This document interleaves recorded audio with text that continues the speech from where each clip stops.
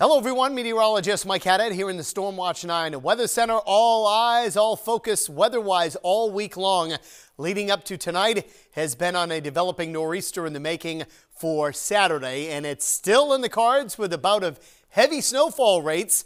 High impact for some, not all, but many in the Granite State, and that will result in difficult traveling conditions due to snow on the roads and very low visibility due to not only the heavy falling snowfall rates, but some strong gusty winds. Those winds could exceed 35 to 40, even 45 miles per hour, especially the closer you get to the coastline. Speaking of the coast, a low concern in terms of an impact from flooding. There could be some splashover near the time of high tides during early Saturday morning and again Saturday night and early on Sunday morning, but not a great concern for any moderate or major flooding expected at the present time. In terms of the advisories, quite a few of them near the coast.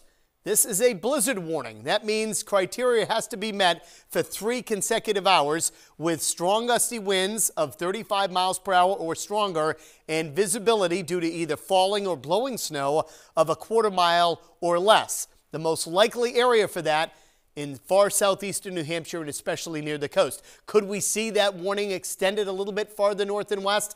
Not out of the question.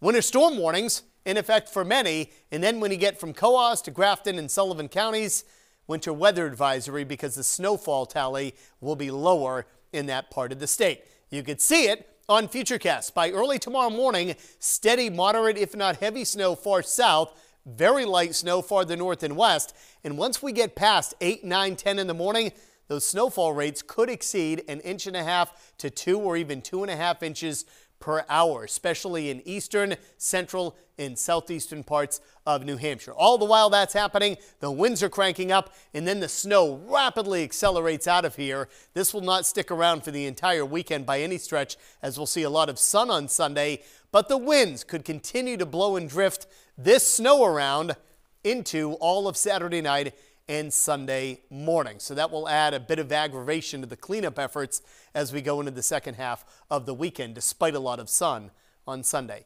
12 to as much as 20 inches of snow in a line from just north of Rochester down through the Queen City to about Mason and Hillsborough County, point east to the coast.